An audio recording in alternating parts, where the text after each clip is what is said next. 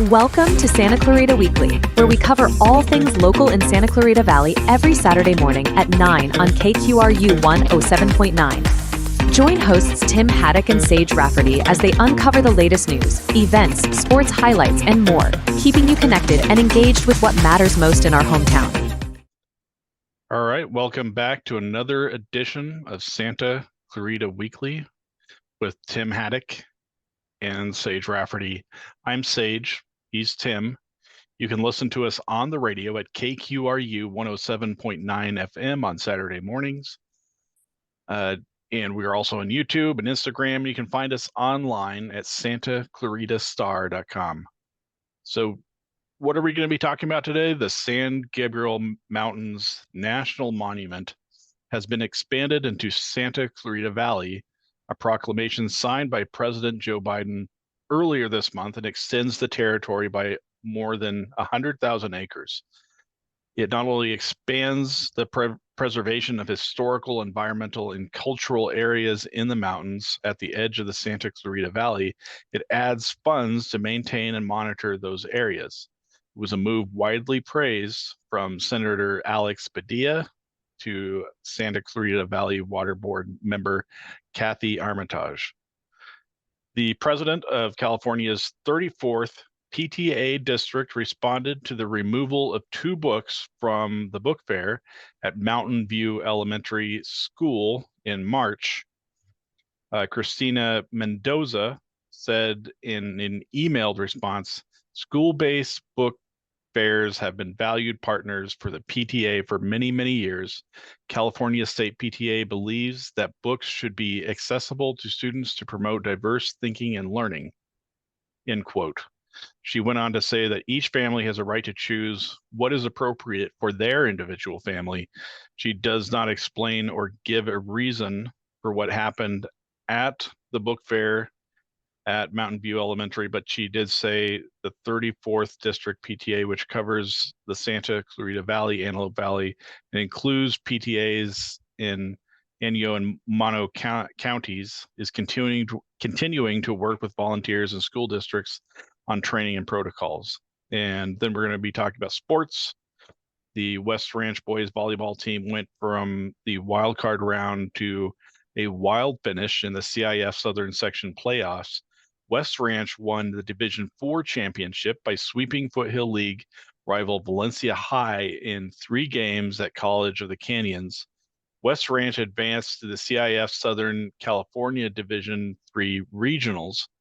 And in high school baseball, Hart beat Arcadia in the semifinals of the CIF Southern Section Division II playoffs and will play Moore Park in the championship game. Hart shut out Arlington in the quarterfinals of the playoffs to advance to the semifinals. And then we're going to be talking about the Dodgers. The Dodgers started the week on a hot streak, but stumbled a bit against the Padres in San Diego. So let's get started. And just as a reminder, you're listening to KQRU 107.9 in Santa Clarita. You can listen to Santa Clarita Weekly on Saturday mornings at 9 and on YouTube, Instagram, TikTok, or wherever you listen to podcasts. So let's start talking about the San Gabriel Mountains National Monument. So the San Gabriel Mountains National Monument was one of 2 wilderness areas that was expanded by President Biden. The other was the Berryessa Snow Mountain area in Northern California. The expansion of the San Gabriel Mountains National Monument guarantees that areas of historical, environmental, and cultural importance will be protected from development and industrial expansion. The monument was created in 2014 by President Barack Obama, but President Biden has continued those efforts by expanding 7 national monument areas across the country in his term. So about 106,000 acres have been added to the national monument areas. It includes land that was once inhabited by Native American tribes, including the Tongva, Tataviam, and Chumash, and land that was used for traditional tribal ceremonies. It was also home to a number of endangered or threatened species of animals and plants. The California condor is one of those species. Their natural habitat is in the San Gabriel Mountains. The areas they populate will be protected in the expanded national monument. The expanded areas also include important wildlife corridors that provide safe avenues for migrating animals in the wilderness. They will they'll be able to move freely through the mountains to find shelter, food, and mating areas throughout the year. So California Senator Alex Padilla rather said in a prepared statement, protecting our public lands as national monuments is essential to combating the climate crisis, preserving cultural and sacred history, protecting biodiversity, and ensuring access to green space for millions of low-income Americans. And then Kathy Armitage of the Santa Clarita Valley Water Board said, the expansion of the San Gabriel Mountains National Monument helps protect critical wildlife habitat and passages, an important watershed that provides drinking water and natural spaces where people can go connect with nature. So the expansion is a welcome declaration that will benefit not only wildlife in the area, but the people who live near the national monument. Now, Tim, I know you've been very passionate about this. Do you have any comments about this? What are your thoughts? Well, the expansion of the national monument, the San Gabriel Mountains, shows how important the environment is to President Biden. I think that's one of the key takeaways from this. The focus of the expansion is to create a better understanding, a better what's the right word? Just a better appreciation of the wilderness.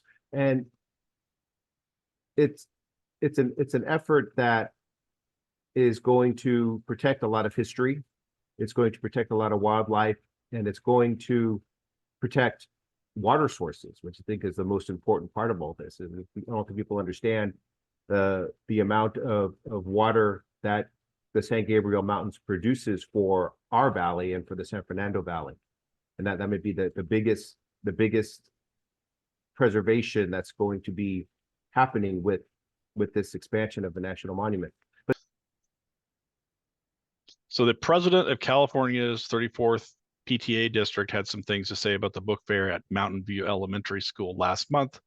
3 members of the Mountain View Elementary School PTA with ties to Moms for Liberty tried to remove 2 books, Fighting Words by Kimberly Brubaker Bradley and The Insiders by Mark Oshiro from the book fair. And while Christina Mendoza, the president of the 34th PTA district, said the state PTA believes that books should be accessible to students to promote diverse thinking and learning, these 2 books were made unavailable to students at the book fair. Mendoza said California PTA supported Assembly Bill 1078, otherwise known as the book bans bill, that was signed into law by Governor. Tongue twister, isn't it? Yeah, it was signed into law by Governor Newsom in 2023, but essentially it makes book banning illegal in California classrooms and raises the question of whether the Mountain View Elementary PTA broke the law by removing Fighting Words in The Insiders from the book fair. Tim, do you want to talk about the email? I know you received that email, and I want to give you a chance to talk about it. Right. And Christina Mendoza brought up the Assembly Bill 1078, the book bans bill, and it protects curriculum in the classroom. So this is a bill that is still a work in progress. The Department of Education has been asked to come up with policies, to come up with guidelines for curriculum that is going to be taught in the classroom.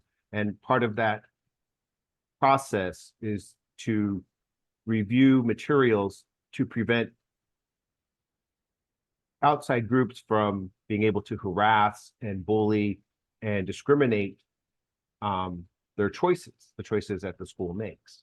So it is kind of a buffer. It has this, it creates this guardrail, this wall between the parent groups and the educators who are making the decisions about what is going to be taught in schools and what materials are going to be used to teach certain subjects. The gray area, the part that is in question is, does this law cover book fairs? And can parents and can outside groups persuade the school districts to make different choices about the materials that are available at book fair? So that language isn't quite in the bill yet, in the law yet, but it's also, the policies aren't going to be set in stone or written for about another year. The law gives the Department of Education until July 1st, 2025 to create these policies and create these guidelines for curriculum and materials that are going to be allowed in schools. So there is time to make some adjustments, to put into these policies, with the language into these policies that covers book fairs, that covers the materials that are in libraries and that might be used by assembly speakers or during field trips. I mean, there's a whole array of other areas where this law might apply, but it doesn't specifically refer to that yet. So this still has some work to be done. It still has this law still is being molded, but there is at least a written piece of legislation that is out there to protect from these sort of incidents happening at book fairs, where rogue PTA members can go around and remove materials without having to ask anybody first. Yeah. So, and I'm just going to read briefly a part of the email that Christina Mendoza sent to you, Tim.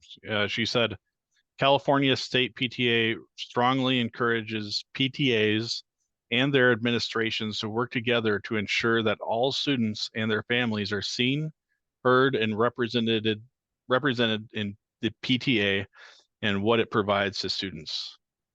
So right. That's a good quote, but given the Saugus Union School District and the administration at Mountain View Elementary have mostly been silent on what happened during the book fair, but those efforts to ensure all students and families are seen, heard, and representative are maybe falling short here. Mm-hmm. Now that is a big concern. I'm a little concerned. I'm a little surprised, actually, that the school district and the PTAs have not been more vocal about what happened at that book fair. Yeah. All right. So let's switch gears and let's talk about sports, because I know you have a lot of interviews. You went to a lot of games this past week, but let's talk about the CIF boys volleyball playoffs. So the West Ranch boys volleyball team won the CIF Southern Section Division IV championship in impressive fashion. It was the first CIF boys volleyball championship in West Ranch school history. It was the first time West Ranch beat Valencia this year, and it was the first CIF championship for Coach Braden Johnson. So Valencia came into the match as the Foothill League champion. The Vikings beat West Ranch twice during the league season. Valencia entered the playoffs as one of the favorites to win the Division IV title. West Ranch had a much more difficult path. The Wildcats were a wildcard team and finished in third place in the Foothill League standings. They were the clear underdogs entering the championship match, but West Ranch outside hitter Noah Duffner said after the match, it's hard to beat a team 3 times in the same season, and he was right. So West Ranch proved to be a tough opponent, even if each game in the championship match was decided by 2 points. The closest and longest game was the second one, where West Ranch won game 2, 30-28, and took control of the match from there. So, Tim, I know Duffner talked about winning the Southern Section Division 4 championship and beating Valencia for the title.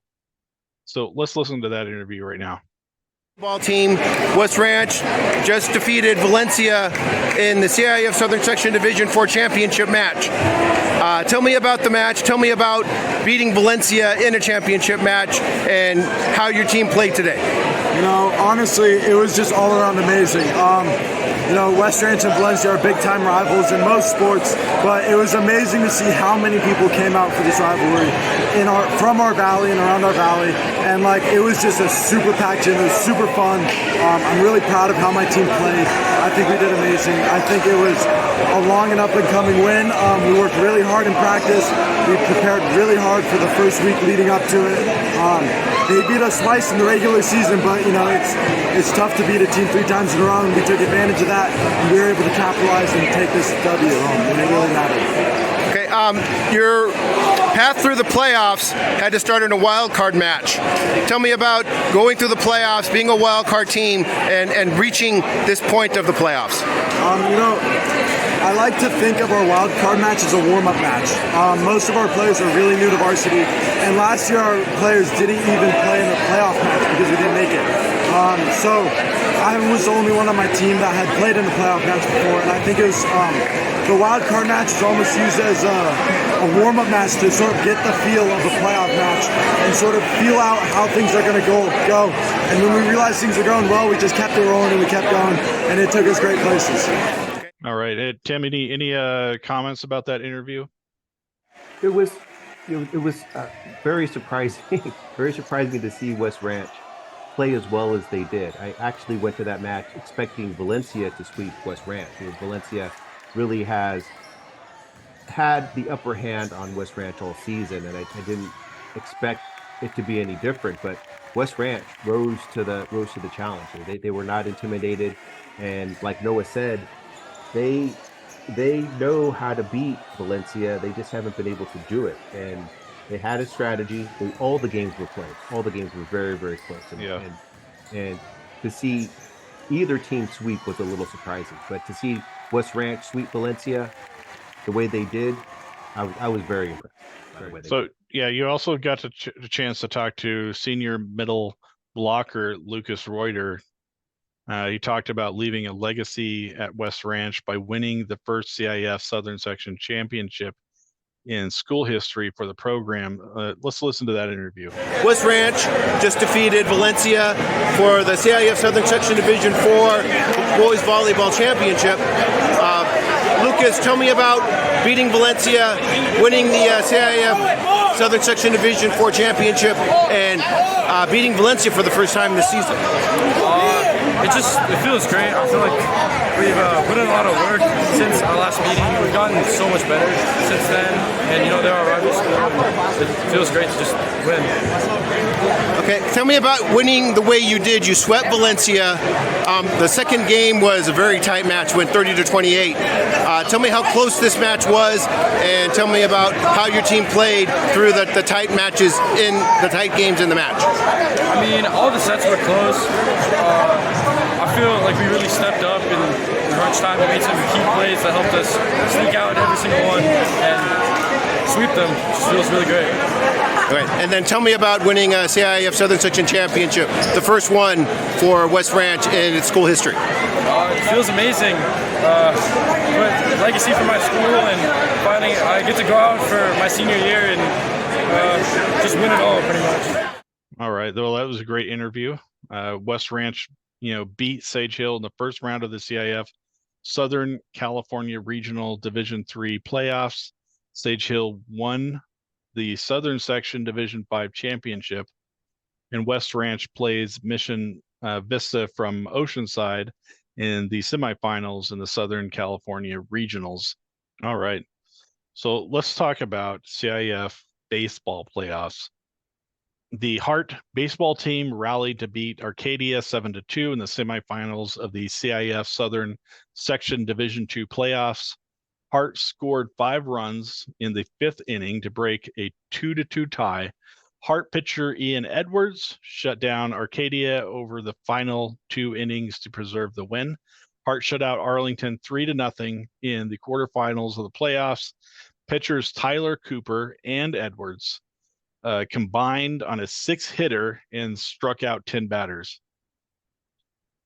Eddie Gutierrez had a big game at the plate, going 3 for 3 and drove in a run. It was the second shutout in a row in the playoffs for Hart. The Indians shut out Newport Harbor 1-0 in the second round of the playoffs. In the other playoff action, Santa Clarita Christian lost to Azusa 9-1 in the quarterfinals of the Southern Section Division 8 playoffs. Okay, so Hart won its semifinal game. They won 7-2. They're going to be playing Moore Park in the championship game.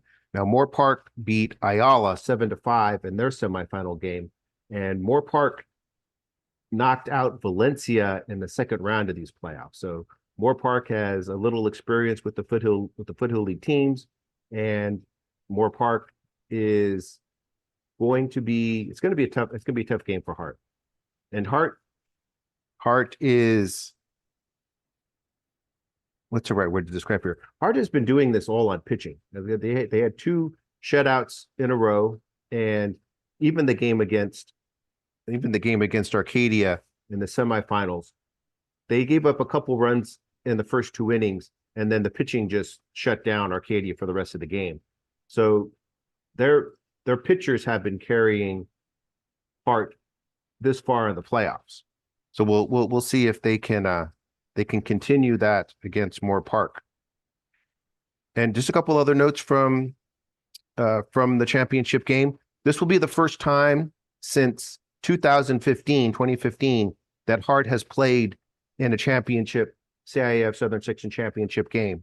That year, they beat Saugus 3-2 in the Division 1 semis and went to the championship game, but they lost. They ended up losing in the championship game that year. So Hart has a little bit of history here. Hart has a little bit of unfinished business, as they say, in these playoffs.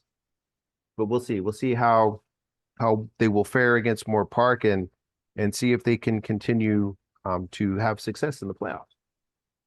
All right. So now that we're still on the subject of baseball, let's switch to Major League Baseball. Let's talk about the Los Angeles Dodgers. So the Dodgers went on a 7-game winning streak and won 8 of 10 games, but they are licking their wounds after a weekend series against the Padres in San Diego. The winning streak ended on Friday against the Padres.